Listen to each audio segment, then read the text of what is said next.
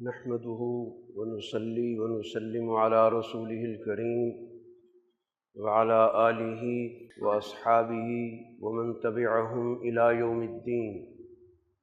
أما بعد، أعوذ بالله من الشيطان الرجيم. بسم الله الرحمن الرحيم. يا أيها الذين آمنوا اصبروا وصابروا ورابطوا واتقوا الله لعلكم تفلحون. صدق اللہ العظیم. محترم حاضرین مجلس اور میرے عزیز دوستو، دین اسلام کا بنیادی منشا، بنیادی مقصد وہ فلاح انسانیت. اللہ تعالیٰ نے اس دنیا میں انبیاء علیہم الصلاۃ والسلام کو جو مشن دیا، جس کے لیے انہیں مبعوث کیا، منصب رسالت اور منصب نبوت پر فائز کیا، اس کا بنیادی ہدف، بنیادی مقصد وہ کل انسانیت کی فلاح تھی. ہر نبی نے جس کی طرف اس کی بعثت ہوئی، جس قوم کی طرف ہوئی، جس جغرافیے کی طرف ہوئی، اس نے اپنی پوری زندگی اس مقصد کے لیے وقف کی کہ اس کے مخاطب جو بھی انسان ہیں، ان انسانوں کو فلاح سے، کامیابی سے ہمکنار کیا جائے.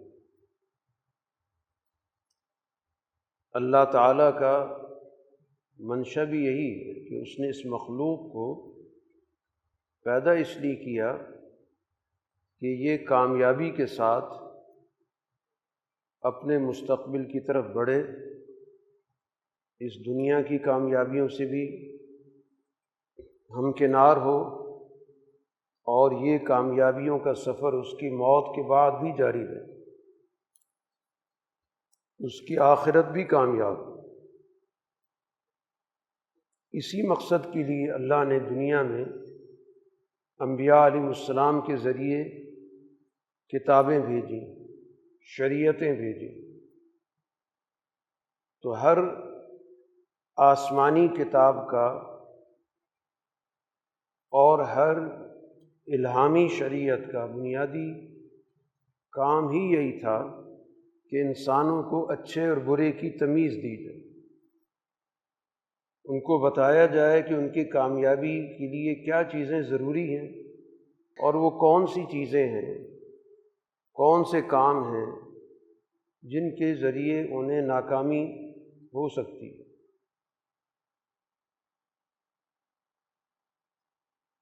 اسی تسلسل میں اللہ نے قرآن حکیم بھی نازل کی. قرآن حکیم کا دائرہ کل انسانیت اور رہتی دنیا تک کی انسانیت، اور اس کی فلاح کا دائرہ زندگی کے ہر شعبے پر محیط ہے. دین کا تصور فلاح محدود نہیں ہے، کسی ایک علاقے تک، کسی ایک قوم تک نہیں، کسی ایک نسل تک نہیں، کسی خاص رنگت کے لوگوں کے لیے نہیں. اور اسی طرح اس کی فلاح کا جو دائرہ ہے وہ انسانی زندگی کا ہر شعبہ، وہ زندگی کا کوئی بھی دائرہ، اس کی ذاتی زندگی ہے، اخلاقی زندگی ہے، اس کی آئلی زندگی ہے، معاشرتی ہے، تجارتی ہے، زراعتی ہے، صنعتی ہے، تعلیمی ہے، جو بھی انسانی زندگی کے جتنے بھی بڑے چھوٹے دائرے بنتے ہیں، جتنی بھی شعبے بنتے ہیں، دین ہر شعبے کے لیے انسانوں کو فلاح کا پیغام بھی دیتا ہے، اور اس نے اس دنیا کے اندر عملاً فلاح کا نظام قائم بھی کیا. قرآن نے محض کتابی ہدایات نہیں دی، بلکہ قرآن نے وہ ہدایات دنیا کے اندر عملی شکل میں دکھائیں. اس لیے اللہ تعالیٰ دنیا کے اندر پیغمبر بھیجتا ہی اس لیے کہ پیغمبروں کا کام بنیادی طور پر اللہ کی اس وحی کو ایک عملی شکل میں پیش کرنا ہوتا۔ اگر عملی شکل میں پیش کرنا نہ ہوتا تو پھر دنیا کے اندر ایک آدھ کتاب نازل کر دی جاتی کہ ہر دور کے لوگ اس کتاب کے ذریعے اپنی ذہنی اور اپنی علمی آبیاری کرتے رہیں۔ دنیا کے اندر اگر جائزہ لیں تو اللہ تعالیٰ نے بغیر نبی کے کوئی کتاب نہیں بھیجی کہ کوئی ایک مثال ہو کہ کتاب تو آئی اور اس کے ساتھ کوئی رسول نہیں آیا، کوئی نبی نہیں آیا، لیکن اس کی 20 مثالیں موجود ہیں کہ بغیر کتاب کے نبی آئے۔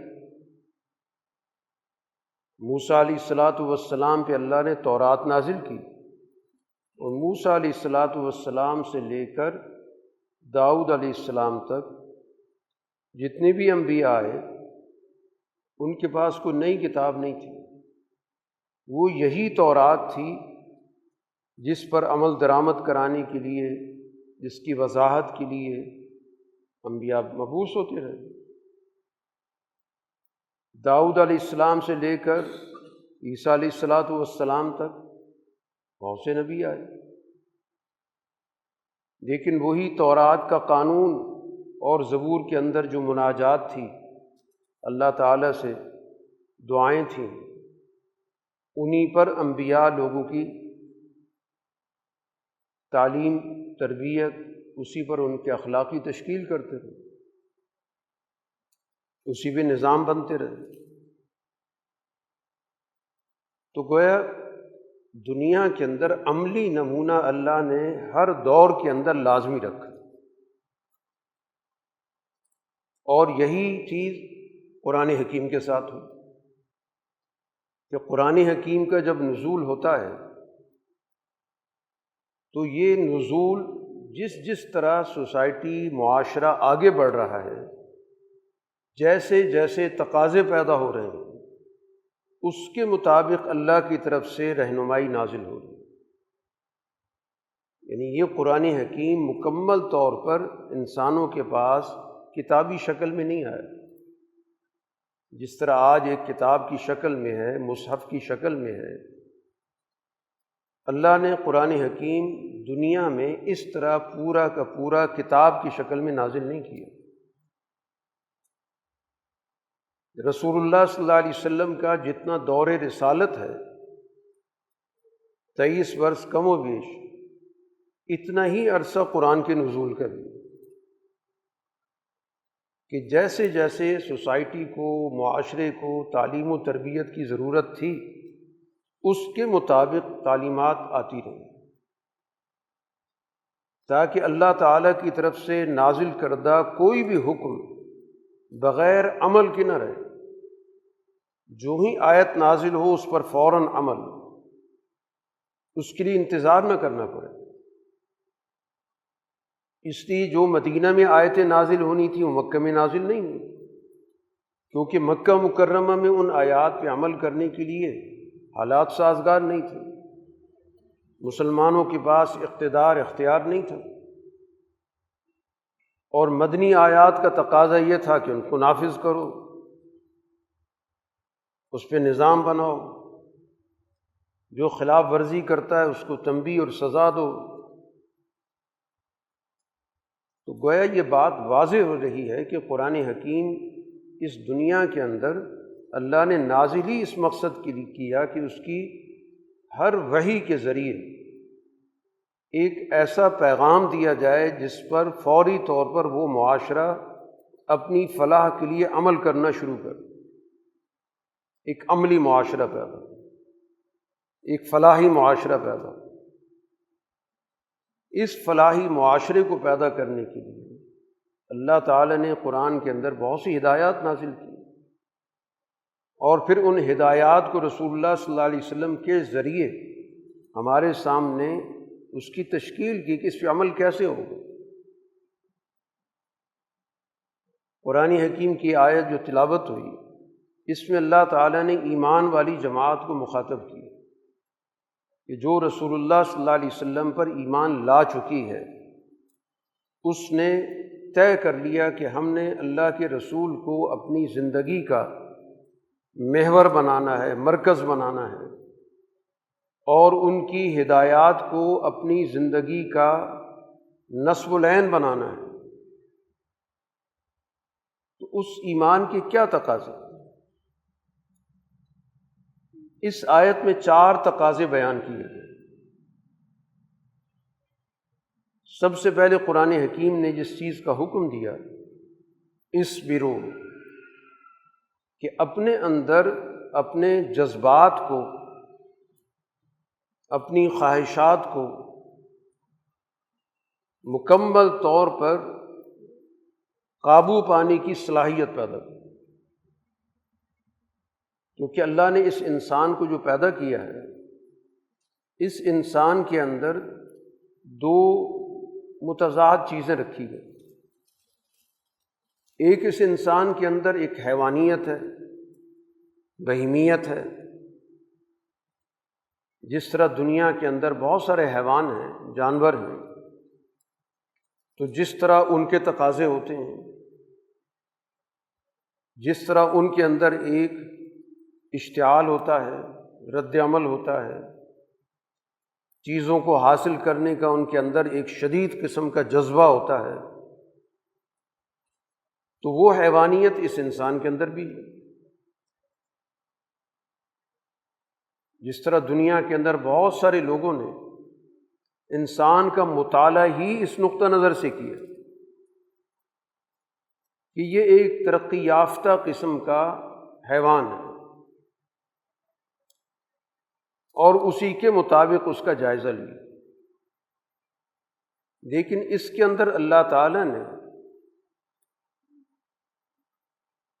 حیوانوں سے جو امتیازی صورت رکھی، جس کی وجہ سے یہ ایک علیحدہ مخلوق بنی، ایک علیحدہ نوع بنی، کہ اللہ نے اس کے اندر اپنا ایک نور بھی رکھا۔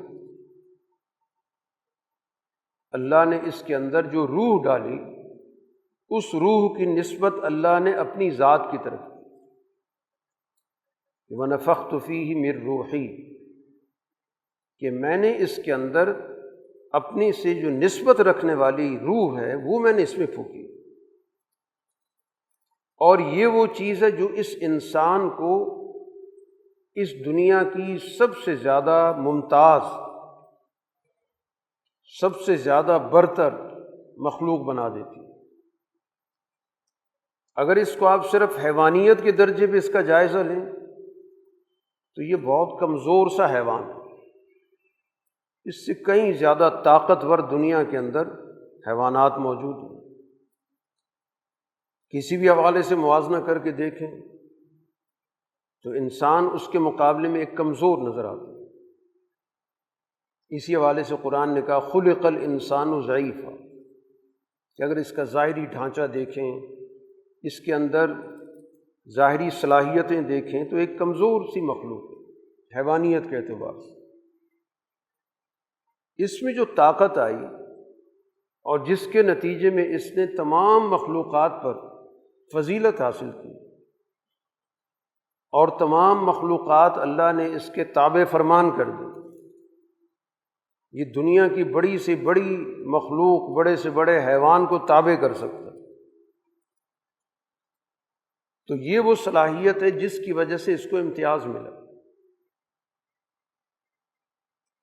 تو وہ جو اعلیٰ صفت اس کے اندر رکھی گئی وہ اس انسان کو امتیاز عطا کرتی ہے۔ اس اعلیٰ صفت کو، اس نورانیت کو، اس کو روحانیت کو، یا اس کو آسان الفاظ میں کہہ لیں اس انسانیت کو، حیوانیت پر غالب کرنا، حیوانیت سے مغلوب نہ ہونا، اسی کو صبر کہا جاتا ہے، کہ انسان اپنے جذبات پر، اپنی خواہشات پر جو حیوانی نوعیت کی ہیں ان پہ قابو پر۔ اسی قابو پانی کی جد و جہد کو ہی مجاہدہ بھی کہا گیا۔ تو صبر نام ہی اسی چیز کا، جو قرآن نے کہا کہ اپنے اندر یہ صلاحیت پیدا کرو کہ اپنے نفس کے تقاضے سے مغلوب نہ ہو۔ نفس کے اندر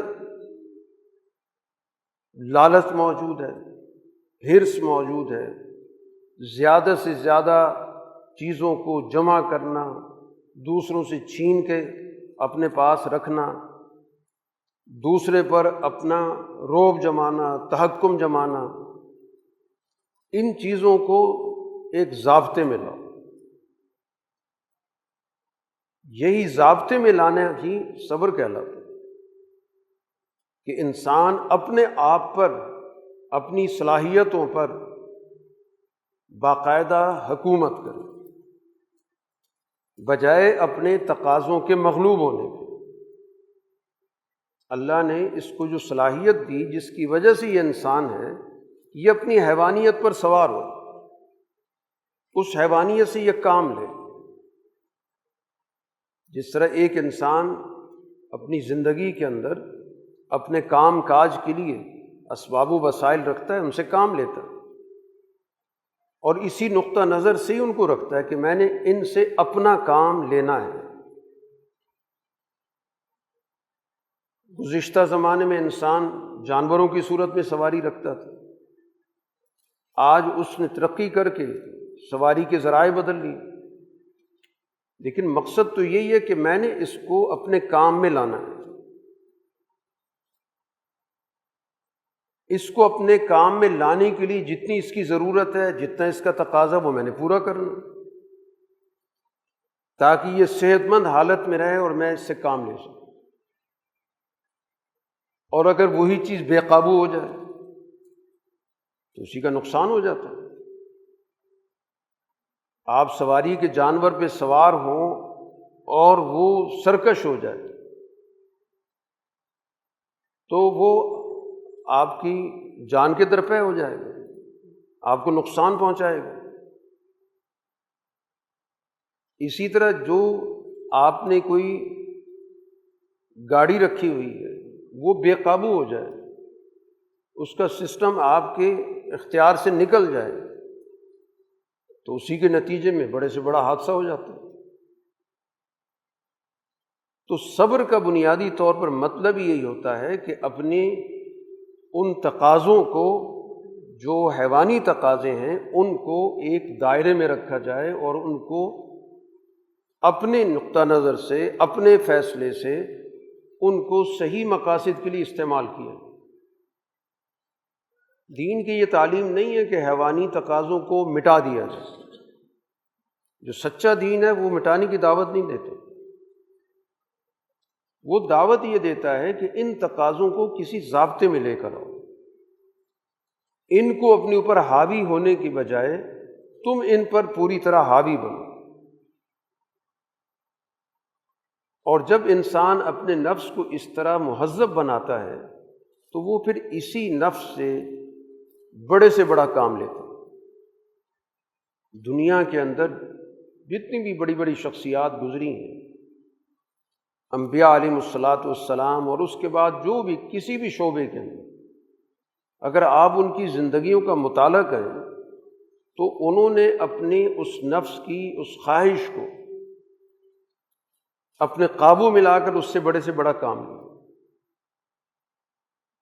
اس صلاحیت کو ایک مثبت مقصد کے لیے استعمال کیا، اس سے انہوں نے اچھے اور بہتر اور اجتماعی نتائج پیدا کیے۔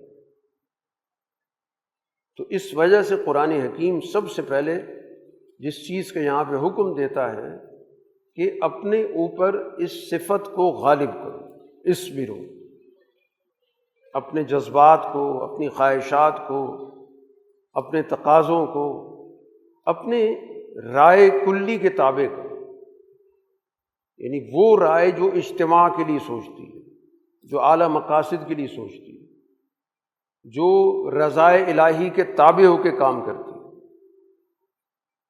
تو سب سے پہلے تو انسان کی جو کشمکش ہوتی ہے وہ اپنے نفس سے ہوتی ہے، اور اگر اس کشمکش کو وہ اپنے اعلیٰ فیصلے کے تابع کر دے تو پھر اس سے وہ دنیا کا بڑے سے بڑا کام لیتے ہیں۔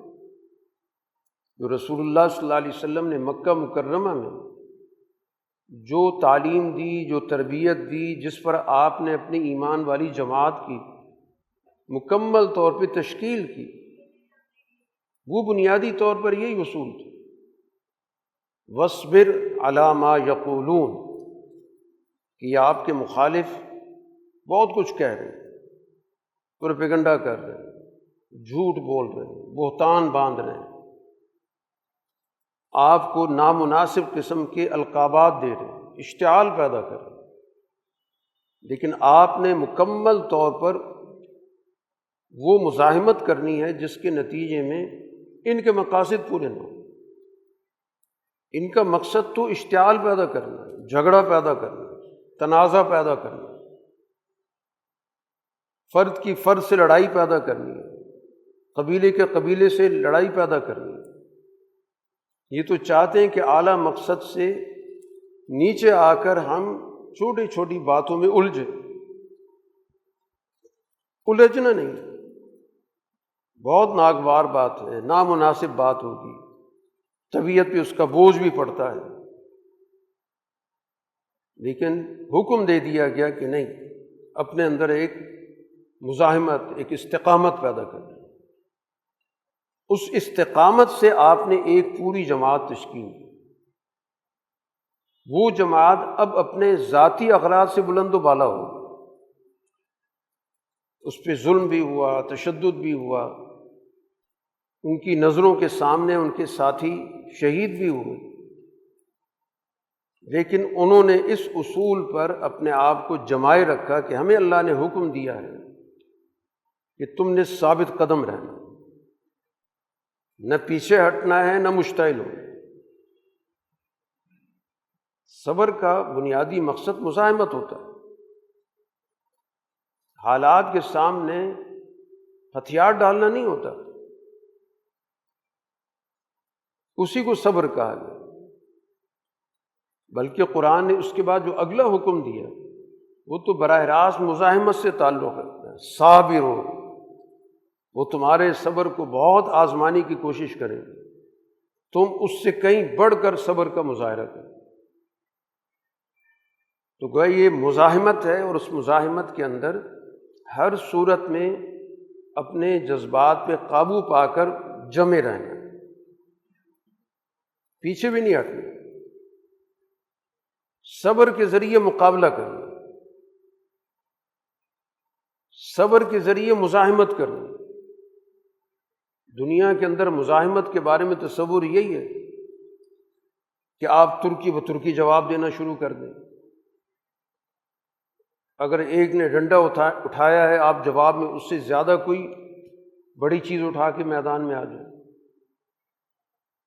اس نے ایک جملہ کہا ہے، ہم جواب میں 2 جملے کہہ دیں۔ دنیا کا طریقہ تو یہی ہوتا ہے، لیکن دین نے تعلیم یہ دی کہ نہیں، ہم نے اگر جواب دینا ہوگا تو اپنے طریقہ کار کے مطابق، اپنے لائق عمل کے مطابق دینا، کسی کے رد عمل میں آ کے نہیں دینا۔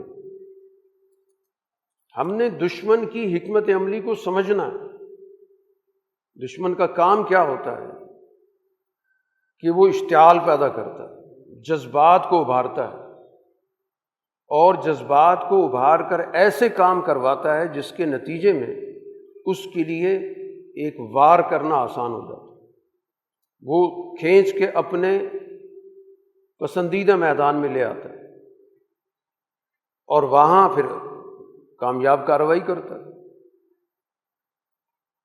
تو صابرو کا مطلب یہ ہے کہ ہم نے جو بھی دین کا دشمن ہے اس کی مزاحمت اس طور پہ کرنی کہ فیصلہ ہم نے کرنا، دشمن نے نہیں کرنا، ہم نے میدان کا انتخاب کرنا اور اپنے میدان میں اس کا مقابلہ کرنا، اپنی حکمت عملی کے تحت، کسی اور کے دیے گئے راستے پہ نہیں چلنا۔ تو یہ اسی صورت میں ہو سکتا ہے کہ جب ان کی ایک اعلیٰ درجے کی تربیت،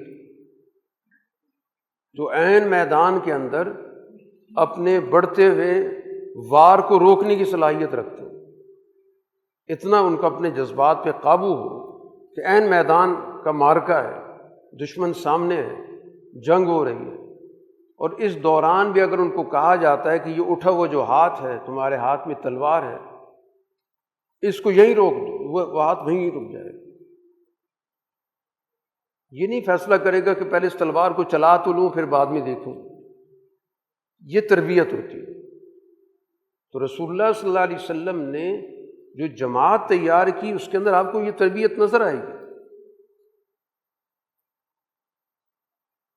کہ جب اس کو روکا گیا، کفو ایدیکم، اپنے ہاتھ روک کے رکھو، تو وہ ہاتھ روکے رہے۔ اور یہ وہ لوگ ہیں جو جنگجو ہیں، یہ کوئی ایسے لوگ نہیں جو بھکشو قسم کے لوگ ہوں، جو لڑنا جانتے نہ ہوں، یا لڑنے سے منہ موڑنے والے ہوں، یا بزدل قسم کے لوگ ہوں۔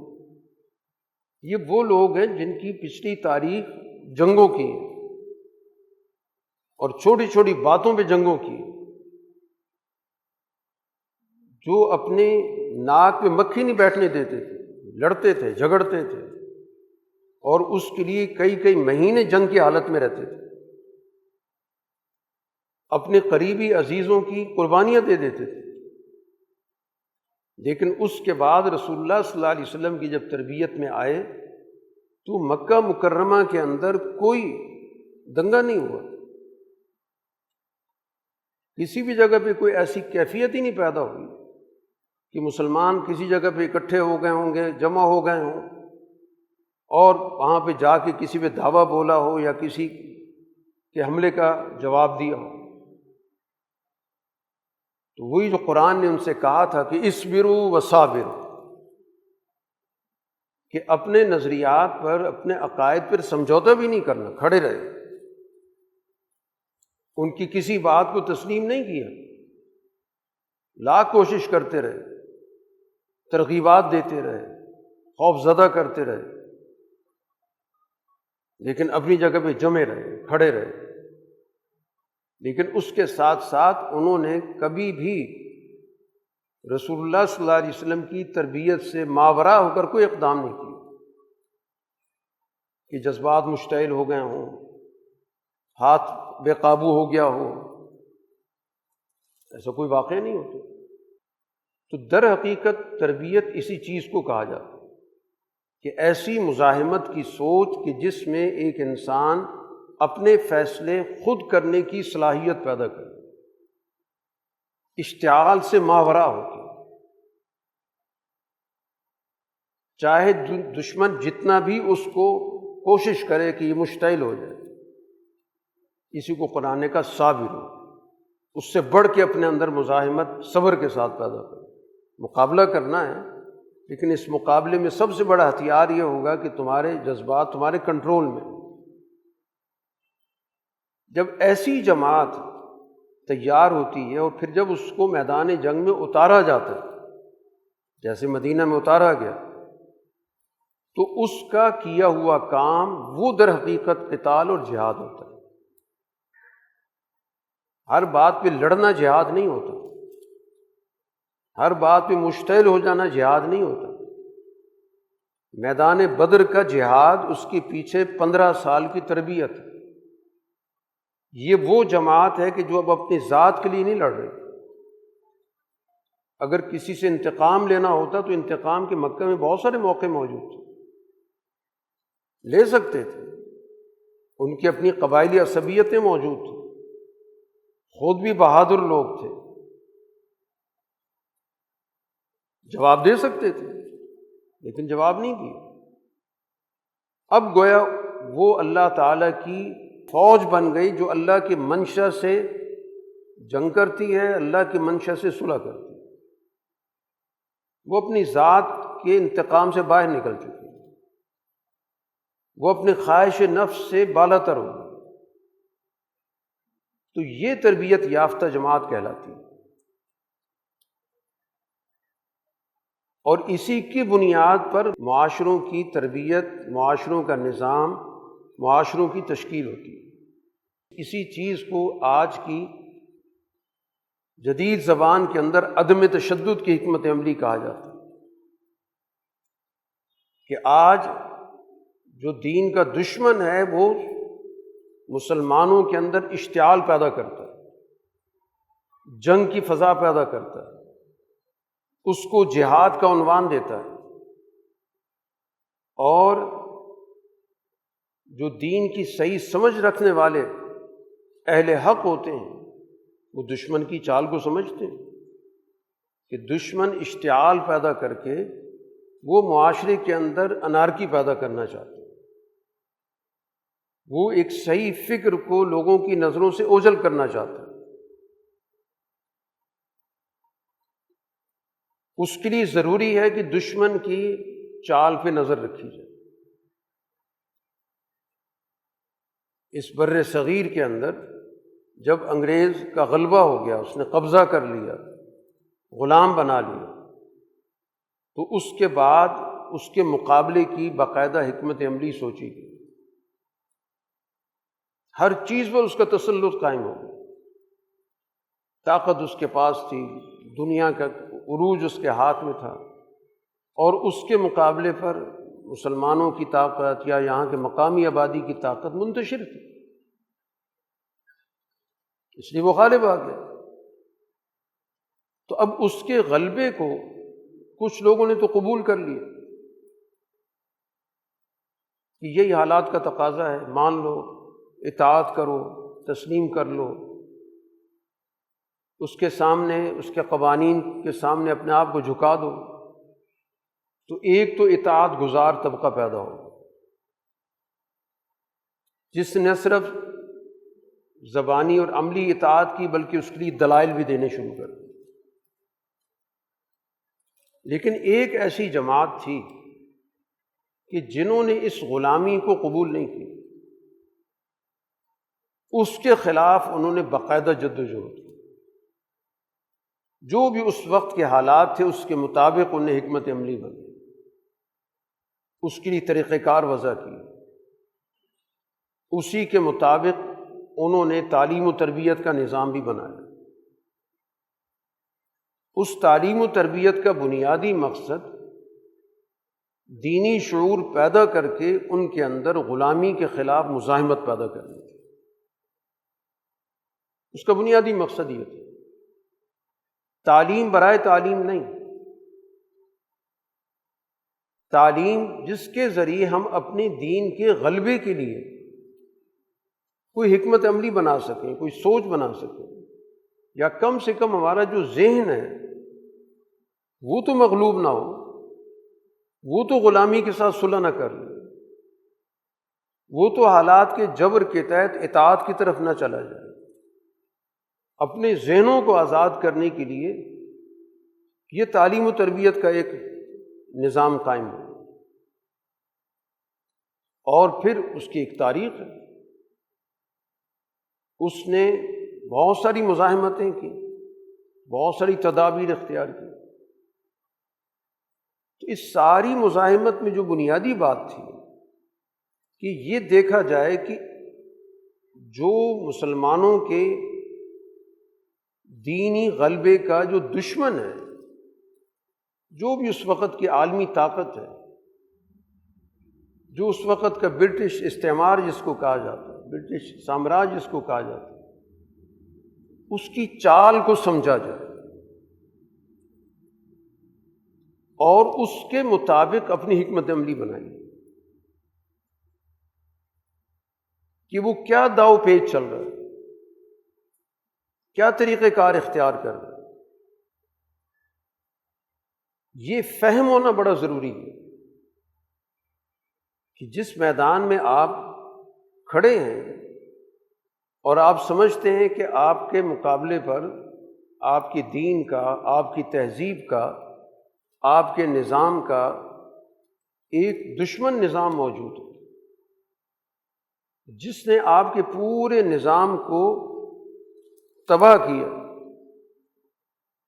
اور وہ چاہتا ہے کہ آپ کی فکر کو بھی مغلوب کرے،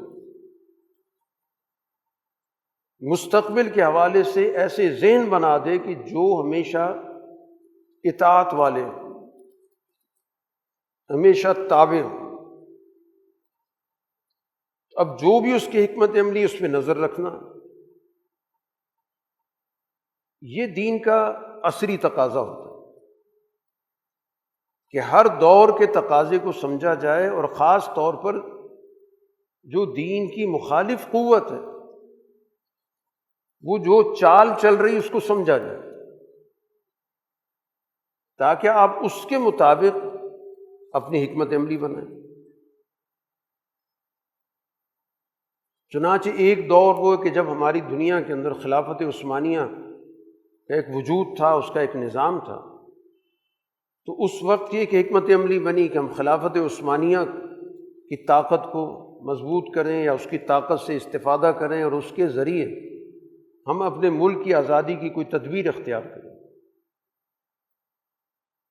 اس پہ ایک عرصہ کام ہوا، پوری ایک تاریخ۔ اسی ضمن میں حضرت شیخ الہند مولانا محمود حسن رحمۃ اللہ علیہ وہ حجاز تشریف لے کر گئے۔ اس وقت حجاز خلافت عثمانیہ کا ایک صوبہ تھا کہ وہاں پر خلافت عثمانیہ کے رہنماؤں سے بات چیت کی جائے اور ان سے مل کر ایک عالمی منصوبے میں ان سے تعاون لیا جائے، جس کے نتیجے میں اس خطے کی آزادی کا راستہ کھلے۔ وہی جد و جہد بعد میں تحریک ریشمی رومال کے نام سے معروف ہو گئی۔ خیر وہ تحریک کچھ وجوہات کی وجہ سے ظاہر منزل تک نہیں پہنچی۔ حضرت شیخ الہند اور ان کے ساتھی گرفتار ہو گئے۔ اب حضرت شیخ الہند رحمۃ اللہ علیہ نے باقاعدہ اس چیز پر غور و فکر کی کہ ہماری وہ تدبیر تو حالات کی وجہ سے کامیاب نہیں ہو سکی، تو اب ہمیں کس متبادل تدبیر پہ کام کرنا چاہیے۔ اعلیٰ نظریے پر جن کا یقین اور ایمان ہوتا ہے وہ حالات سے کبھی بھی مایوس نہیں ہوتے، کہ مایوس ہو جاتے کہ بس یہ کوئی تقدیر کا فیصلہ ہو چکا ہے اور ہم اپنی بس ذاتی اصلاح کا کام کرتے رہیں۔ نہیں، فوراً متبادل چیز پہ غور و فکر کی۔ چنانچہ جب قید سے واپس آئے، ہندوستان پہنچے، تو سب سے پہلے جو بات سمجھائی کہ ہمیں اب مزاحمت تو کرنی ہے، وہ راستہ تو ہم نہیں چھوڑ سکتے، اس مزاحمت پہ تو ہماری زندگیاں بسر ہوئی۔ ہم اپنے دشمن کے ساتھ کسی بھی درجے میں اس کے سامنے سر نہیں جھکا سکتے، لیکن مزاحمت کا اب ہمیں طریقہ عدم تشدد کا بنا۔ ہم نے سوسائٹی کے اندر بیداری پیدا کرنی، لوگوں کے ذہنوں پر کام کرنا، ان کو پھر منظم کرنا ہے، ان کی اجتماعی طاقت بنانی ہے، اس فکر کو ہم نے عوام تک لے کے جانا ہے۔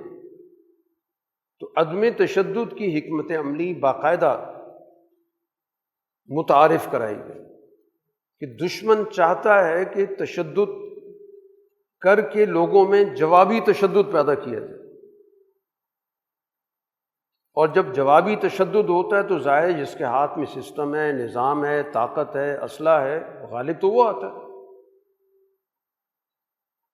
اس لیے اس میدان میں مقابلہ کرنا سوائے معاشرے کے اندر مزید انتشار پیدا کرنے کی، مزید خرابی پیدا کرنے کی، اس کا حاصل کچھ بھی نہیں ہے۔ اس سے دشمن ہی مضبوط ہوتا ہے۔ دشمن کی چال کو سمجھو کہ دشمن یہ چاہتا ہے کہ معاشرے کے اندر تشدد فروغ پائے، اور وہ امن و امان قائم کرنے کے نام پر ان کو ختم کرے گا، اس کے خلاف پروپیگنڈا کرے گا، ذہنوں کو مسموم کرے گا، لوگوں کے ذہنوں کے اندر اشکالات پیدا کرے گا، ان کے ذہنوں کے اندر پستی پیدا کرے گا۔ تو اس وجہ سے ہم نے قانون کو اپنے ہاتھ میں اب نہیں لینا، اب ہم نے عوامی بیداری کا کام کرنا، سوچیں بدلنا، لوگوں کا شعور بلند کرنا۔ ہم نے کم سے کم محنت یہ کرنی ہے کہ لوگوں کے ذہنوں کو ہم آزاد بنائیں۔ جب آزاد ذہنوں کی ایک جماعت تیار ہو جاتی ہے تو پھر وہ عملی اقدامات کرنے کے لیے تیار ہوتی ہے۔ اگر ذہنی کمزور ہو جائیں، پست ہو جائیں، سمجھوتے والے بنا دیے جائیں تو عملی اقدام انہوں نے کچھ بھی نہیں کرنا۔ اس لیے قرآن حکیم نے کہا رابطو، کہ اپنے جو تمہاری وہ جگہیں جہاں جہاں سے دشمن حملہ آور ہو سکتا ہے وہاں پر پہرا بیٹھاؤ، دیکھو دشمن کس کس راستے سے حملہ کرتا ہے، کیا کیا طریقے اختیار کرتا ہے۔ آج کے دور کے اندر تو ظاہر ہے کہ نظریاتی طور پہ حملے ہوتے ہیں۔ آج تو دنیا کے اندر میڈیا وار چلتی ہے، پروپیگنڈا کیا جاتا ہے، غلط فہمیاں پیدا کی جاتی ہیں۔ تو اب وہاں پر ہمیں یہ دیکھنا ہوگا کہ کس کس طریقے سے ایک سچی فکر پہ حملہ ہوتا ہے اور کہاں کہاں سے ہو سکتا ہے۔ ان جگہوں پر اپنے دلائل تیار کرو، ان مقامات پر اپنے ذہنوں کو مضبوط بناؤ۔ جیسے عملاً کوئی ریاست موجود ہو تو وہ عملی ریاست اپنی حفاظت کے لیے سرحدوں پہ پہرے لگاتی ہے کہ کہاں کہاں سے حملہ ہو سکتا ہے، کہاں کہاں سے دشمن اندر داخل ہو سکتا ہے، ان کا انسداد کرتی ہے۔ تو اسی طرح ایک فکری مرابطہ بھی ہوتا ہے، فکری رباط، کہ اپنے فکر پر کہاں کہاں سے یہ حملے ہوتے ہیں۔ معاشی میدان میں کیا حملہ ہوتا ہے، سیاسی میدان میں کیا حملہ ہوتا ہے، ثقافت میں کیا حملہ ہوتا ہے، فکر پہ کیا حملہ ہوتا ہے۔ دشمن کون سے چال چل رہا ہے، اس کی چال کو ناکام بناؤ، بھانپ لو کہ وہ اپنے میدان میں جس میں لانا چاہتا ہے، آپ نے اس میدان میں نہیں جانا، اپنا میدان سجانا، تو پھر تو آپ آگے بڑھنے کی صلاحیت رکھیں گے۔ سوسائٹی کے اندر تشدد ابھار دینا، اس سے کمزور قومیں ہمیشہ نقصان اٹھاتی ہیں، کیونکہ تشدد میں تو پھر طاقتور غالب آتا ہے، جس کے بعد جدید سے جدید اسلحہ ہوگا، جدید سے جدید اس کا میکنزم ہوگا۔ کمزور قوموں کے پاس اپنی آزادی کے حصول کے لیے عدم تشدد کا راستہ، ذہنوں کو بیدار کرو، لوگوں کے اندر اجتماعی سوچ پیدا کرو، اپنی صحیح فکر کے دلائل ان کو مہیا کرو، مقابل فکر کی کمزوریوں کو واضح کرو۔ یہ آج کا رباط ہے، ورابطو۔ آج اس کی ضرورت ہے۔ تشدد کی حکمت عملی تو ہمیشہ لے ڈوبتی۔ ہمارے سامنے ہی یہ 2 سال کا ایک خونریز معرکہ ہوتا ہے، پوری دنیا تماشا دیکھتی رہی کہ کس طرح فلسطینیوں کا قتل عام ہوا، بچوں کا قتل عام ہوا، پوری کی پوری نسل تباہ کی گئی، ان کا پورا جو آبادی کا ڈھانچہ ہے تباہ کر دیا۔ تو اب یہ غور و فکر کی چیز ہے۔ اچھی بات ہے کہ امن کا فیصلہ کر لیا، لیکن بات یہ ہے کہ اس میں کیا چیز حاصل ہوئی، ہم نے اس عمل کے ذریعے کیا پایا۔ تشدد سے بڑا تشدد پیدا ہوا، دنیا کی جو سب سے بڑی طاقت کہلاتی ہے وہ ننگی ہو کر اس نے جارحیت کی۔ کتنی دفعہ قرارداد سلامتی کونسل میں پیش ہوئی اور ایک ملک ویٹو کرتا رہا، اور مسلم ملک اس کو اپنا دوست کہتے رہے۔ یعنی بے شعوری کی حالت یہ ہے کہ ایک طرف ہم فلسطینیوں کی حمایت کرتے ہیں، ان پر ہونے والے ظلم کے خلاف آواز بلند کرتے ہیں، اور جو اس پورے منصوبے کا انچارج ہے اس کے ساتھ ہم دوستی کی بات کرتے ہیں۔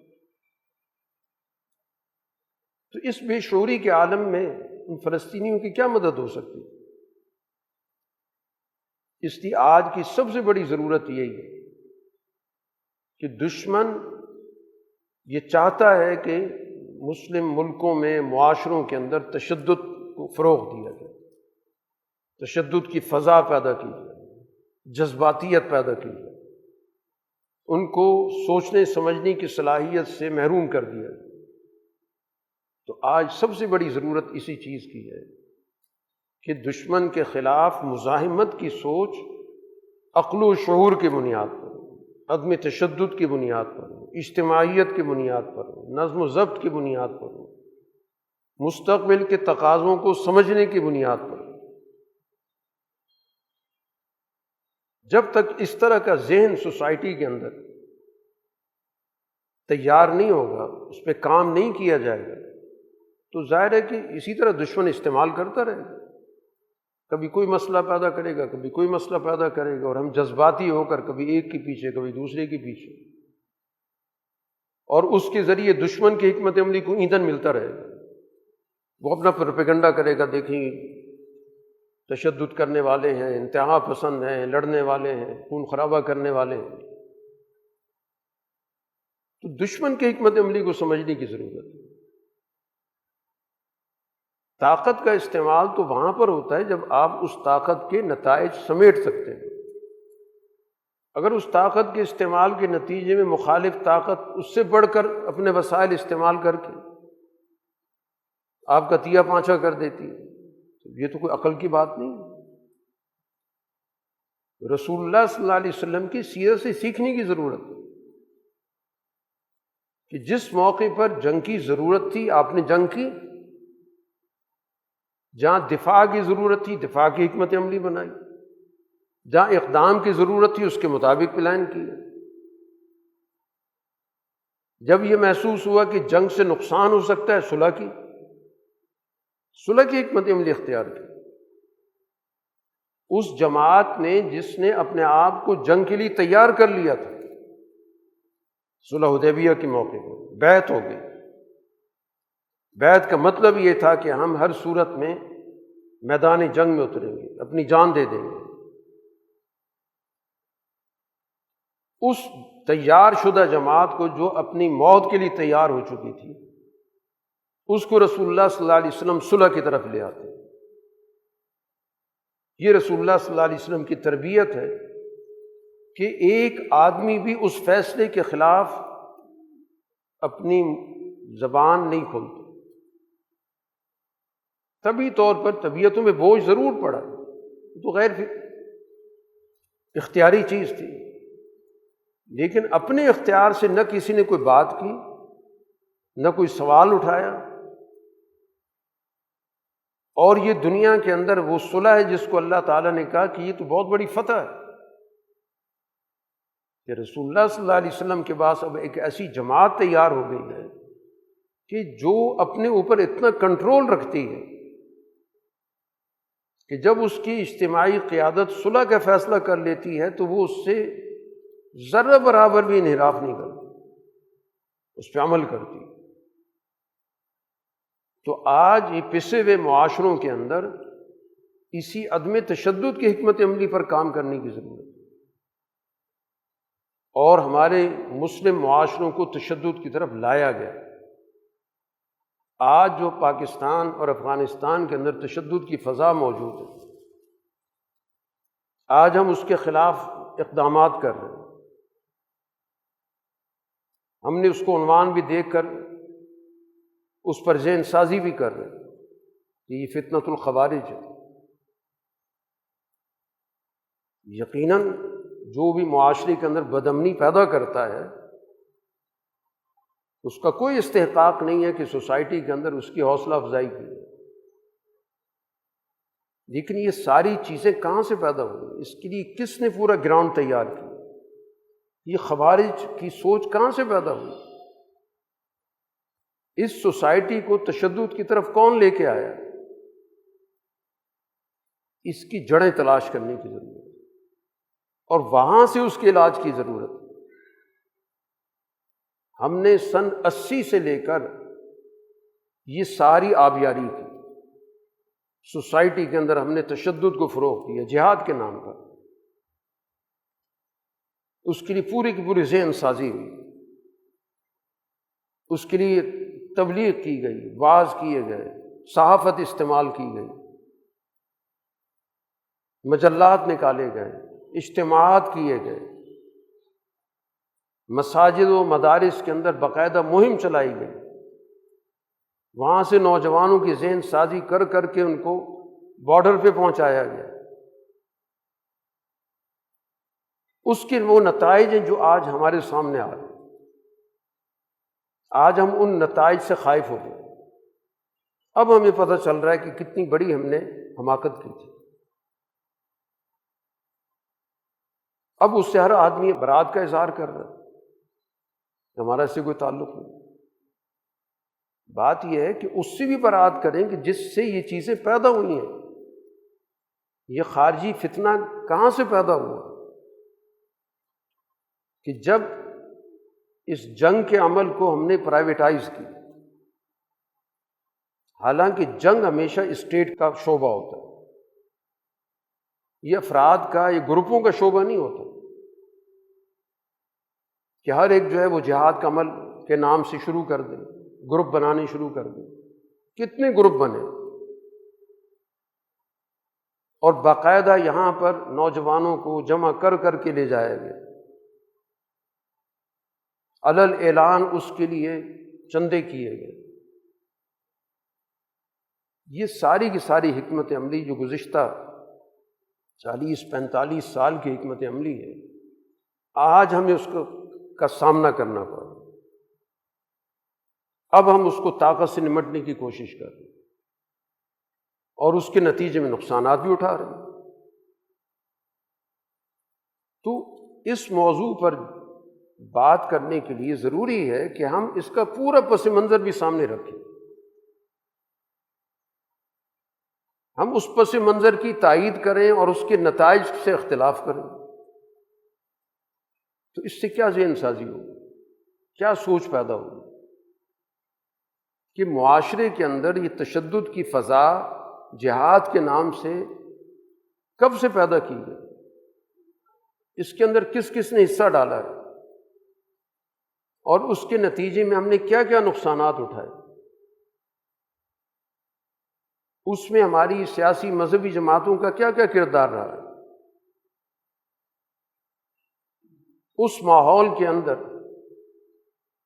ہمارے حضرت مولانا شاہ سعید احمد رائے پوری رحمۃ اللہ علیہ نے مسلسل توجہ دلائی کہ یہ تم لوگ آگ سے کھیل رہے، مستقبل میں اس کے جو نقصانات ہیں ان کی تلافی نہیں کر سکو گے۔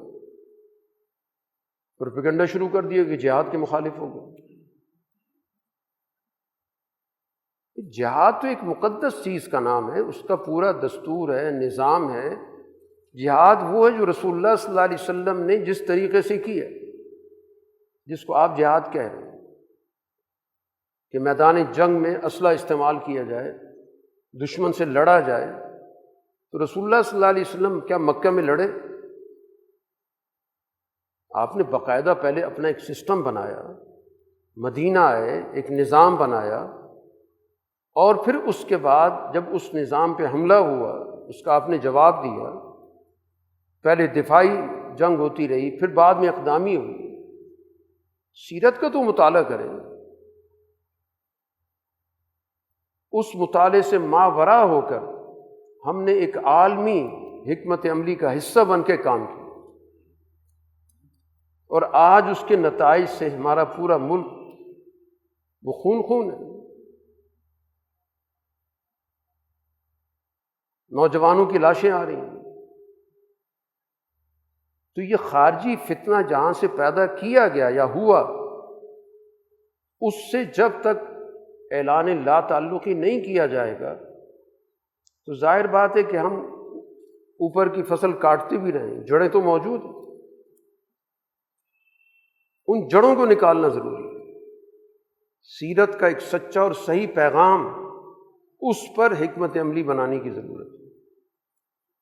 اور پھر جیسے میں نے ابھی ذکر کیا کہ 1920 میں جب حضرت شیخ الہند مولانا محمود حسن اور ان کی جماعت نے ایک لاہ عمل دے دیا کہ مستقبل کے اندر ہمیں عدم تشدد کے ذریعے دین کے مشن پہ کام کرنا ہو۔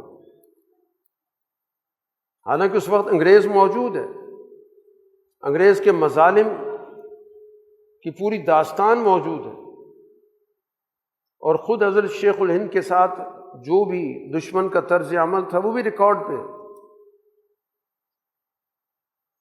لیکن اس کے باوجود وہ جذبات کا شکار نہیں ہوئے کہ جذباتی ہو کے فیصلہ کرتے کہ دشمن نے ہمارے ساتھ کیا کچھ نہیں کیا تو ہم اس سے لڑیں گے۔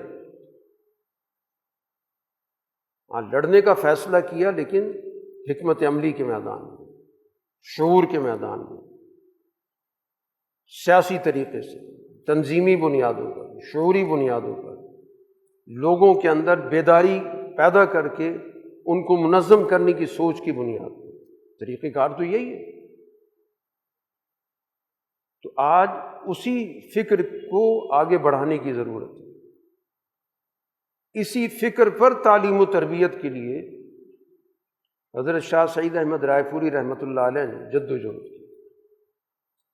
یہ ادارے جو بھی بنے، اس کا بنیادی مقصد ہے کہ دین کی ایک سچی تعلیم، دین کا وہ پیغام جو رسول اللہ صلی اللہ علیہ وسلم کی سیرت، خلفائے راشدین کی سیرت اور اس کے بعد امت کا پورا ایک تعامل، اس کی روشنی میں دین کو سمجھا جائے، دین پر ذہن سازی کی جائے، اس سچی فکر پر اپنی صلاحیتوں کو منظم کیا جائے، اپنے اندر اجتماعیت پیدا کی جائے، اور سوسائٹی کے اندر ایک عوامی بیداری پیدا کی جائے، تاکہ اس کے نتیجے میں ایک اعلیٰ فکر سوسائٹی کے اندر اپنا وجود بھی پیدا کرے اور اس کا بالآخر غلبہ ہو۔ تو آج سب سے بڑی ضرورت اسی چیز کی، اصبرو، اپنے اندر صبر پیدا کرو، صابرو، دشمن کے مقابلے پر جو مزاحمت ہے وہ مکمل طور پر اس جذبے کے ساتھ ہو کہ ہم نے عدم تشدد کے ساتھ آگے بڑھنا۔ رابطو، دشمن جہاں جہاں سے حملہ آور ہوتا ہے، جس جس طریقے سے ہوتا ہے، جو جو چال بازی اختیار کرتا ہے، اس پہ نظر رکھو، اس پہ پیرا لگاؤ۔ واتقوا اللہ، چوتھا حکم اللہ تعالیٰ نے دیا کہ اللہ تعالیٰ کی مرکزیت وہ ذہنوں میں بٹھاؤ کہ ہم صرف اور صرف اللہ کے بندے ہیں، ہمارے دلوں کے اندر صرف اللہ کا خوف ہے، اس کے سامنے جواب دہی ہے، اس کے سامنے جواب دہ ہونے کے احساس سے ہم نے اپنا معاشرتی کردار ادا کر، اس کے نتیجے میں کل انسانیت کو ہم نے برابر سمجھنا، کل انسانیت کے اندر عدل قائم کرنا ہے، اللہ تعالیٰ کے سامنے پیش ہونے اور جواب دہی کے احساس کے ساتھ۔ ان چار بنیادوں پہ قرآن نکال لعلکم تفلحون، تاکہ تم کامیاب ہو جاؤ۔ تو کامیابی کے لیے گویا کہ یہ چار ہمیں بنیادی طریقے بتائے گئے، ان کو جب تک ایمان والی جماعت نہیں اختیار کرے گی آگے نہیں بڑھ سکتی۔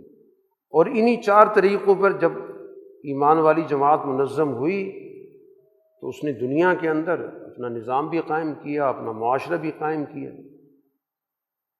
انہی چار چیزوں پر آج تعلیم و تربیت کی ضرورت ہے، اسی پر ذہن سازی کی ضرورت ہے، اسی کے عملی تقاضوں کو پورا کرنے کی ضرورت ہے، تاکہ اللہ تعالی ہمیں اس دنیا میں بھی کامیابی عطا کرے اور اسی کے تسلسل میں ہمیں آخرت میں بھی کامیاب کرے۔ وآخر دعوانا ان الحمد للہ رب العالمین۔